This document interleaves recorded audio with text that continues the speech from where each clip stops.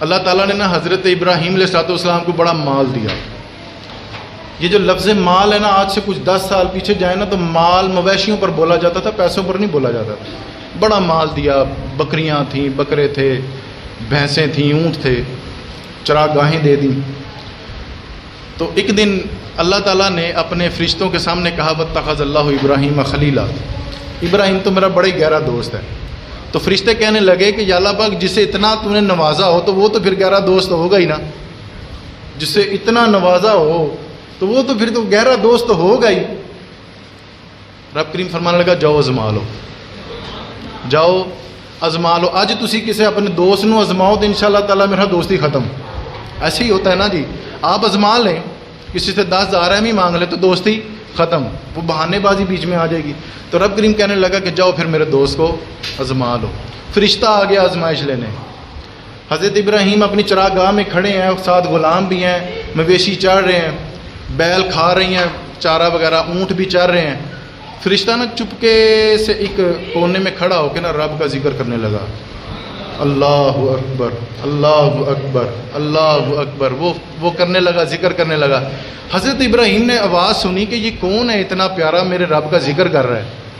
تو جب ڈھونڈا نا تو چلتے چلتے اس بندے کے سامنے آ کے وہ جو فرشتہ جو انسانی صورت میں آیا تھا، جب اسے آمنا سامنا ہوا نا تو حضرت ابراہیم علیہ السلام فرمانے لگے یار تو میرے رب کا ذکر کر رہا تھا، ایک باری پھر نہیں کرتا. تو وہ فرشتہ کہنے لگا تھا کہ پہلے تو میں کر رہا تھا اپنی مرضی سے، اب پیسے لگیں گے، اب ذکر کروانا تو پیسے لگیں گے. تو حضرت ابراہیم علیہ السلام فرمانے لگے کتنے پیسے لگیں گے؟ تو وہ کہنے لگا جتنی بکریاں بھیڑ بکریاں کھڑیاں ساری دے دو تو میں رب کا ذکر کرتا ہوں. حضرت ابراہیم علیہ السلام فرمانے لگے بس جا تیری ہوئی ساری بکریاں، جو تیرے بکرے سارے تیرے ہوئے، تو رب کا ذکر سنا ہمیں. تو وہ جو فرشتہ ہے وہ دوبارہ شروع ہونے لگا، اللہ اللہ اللہ اللہ اللہ، وہ ذکر کرنے لگا. تو ایک وقت آیا چپ ہو گیا، انہوں نے کہا جی تاڑے پیسے پورے ہو گئے، اگاں سننا ہے تے قیمت لگے گی. حضرت ابراہیم علیہ السلام کہنے لگے کہ بتا تیری کیا قیمت ہے. وہ بیل کی طرف اشارہ کر کے کہنے لگا کہ یہ ساری بیل مویشی مجھے دے دیں تو میں رب کا ذکر سناتا ہوں. آپ نے کہا بس جائیں یہ بھی آپ کا ہوا، تو مجھے رب کا ذکر سنا. وہ پھر شروع ہو گیا اللہ کا ذکر کرنے، اللہ اللہ اللہ. آپ بھی ساتھ کہہ لیں ذرا، اللہ اللہ اللہ. وہ ذکر کرتا رہا کہ وقت آیا چپ ہو گیا. حضرت ابراہیم کیف میں ہیں، مست ہیں، سن رہے ہیں رب کا ذکر، سن رہے ہیں اور اس طرح سے ہیں کہ جیسے جھوم رہے ہیں. تو وہ جب اس نے ذکر روکا تو حضرت ابراہیم علیہ السلام فرمانے لگے یار بیلیا تو چپ بڑی جلدی ہو جانا، تو ذرا ذکر سنا دے. تو وہ کہنے لگا جی بس جی تاڑے پیسے پورے ہو گئے. تو وہ کہنے لگا کہ اور ذکر سنانے کا کیا لے گا؟ تو وہ فرشتہ کہنے لگا میں آپ کی بکریاں بھیڑ بکریاں لے چکا، آپ کے مویشی لے چکے، اب اونٹ رہ گئے، کہتے ہیں تو سنا دیتا ہوں وہ اونٹ دے دیں. تو حضرت ابراہیم فرمانے لگے جا تیرے اونٹ بھی ہوئے تو مجھے رب کا ذکر سنا، جا تیرے ہوئے سارے بکرے بھی تیرے ہوئے، بیل بھی تیرے ہوئے، تیرے اونٹ بھی تیرے ہوئے، تو مجھے ذکر سنا رب کا. وہ پھر شروع ہو گیا. ایک وقت آیا پھر خاموش ہو گیا. تو حضرت ابراہیم فرمانے لگے اب کیا ہوا؟ تو وہ فرشتہ کہنے لگا باجی تاڑے پیسے مک گئے.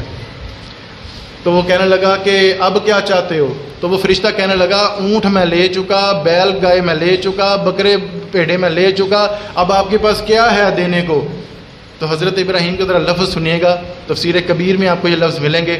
حضرت ابراہیم فرمانے لگے اور یار تجھے مویشی چرانے کے لیے کوئی خادم بھی تو چاہیے ہی ہوگا نا، تم مجھے لے جا، تم مجھے رب کا ذکر سناتا رہی، تیرے مویشیوں کی نوکری میں کرتا رہوں گا، تیرے مویشیوں کی نوکری میں کرتا رہوں گا، تو مجھے صرف رب کا ذکر سناتا رہی. آج بڑے دکھ کی بات ہے، ہم محفلوں میں جاتے ہیں تو وہ قاری صاحب، خطیب صاحب یا کوئی جو قاری صاحب آتے ہیں تلاوت کے لیے، صرف ہم ان کو یہ دیکھتے ہیں کہ آیا کون ہے، باقی ساری تلاوت میں ہم سوئے ہوتے ہیں. ایسے ہی ہوتا ہے نا جی، چلو تھوڑی تھوڑی دیر ہاں کر دیو.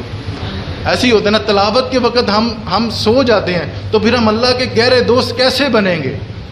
وہ فرشتے نے تو اللہ کا ذکر کیا، حضرت ابراہیم مچل اٹھے کہ رب کا ذکر ہے، رب کا کلام ہے. تو ہمارا یہاں پہ کوئی تلاوت قرآن پاک کے لیے کوئی بیٹھ جائے تو ہمیں یا تو خارش شروع ہو جائے گی یا وضو یاد آ جائے گا.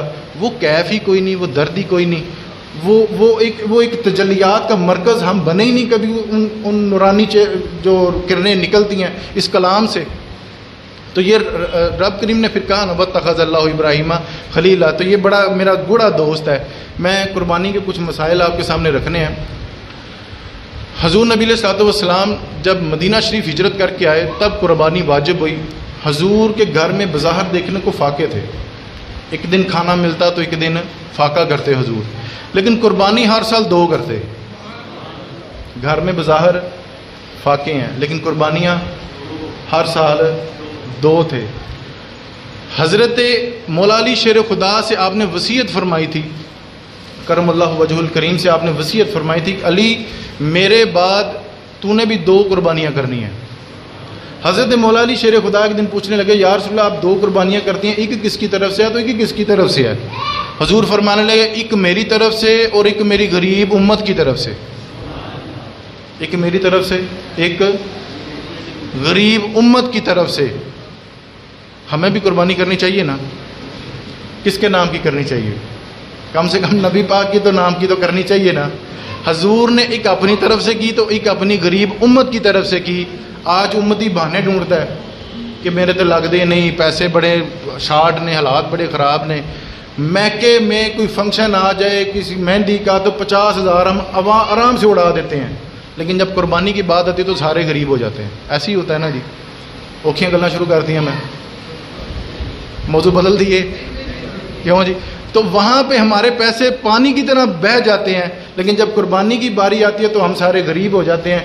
تو کوشش فرمائے کہ تھوڑا تھوڑا نا، حضرت ابو ہریرہ رضی اللہ تعالیٰ عنہ فرماتے ہیں، بخاری مسلم ہے، حضور کی بارگاہ اقدس میں آپ حاضر تھے، آپ فرماتے ہیں کہ حضور جب حج کے لیے گئے نا تو حضور نے 63 اونٹ ذبح فرمائے۔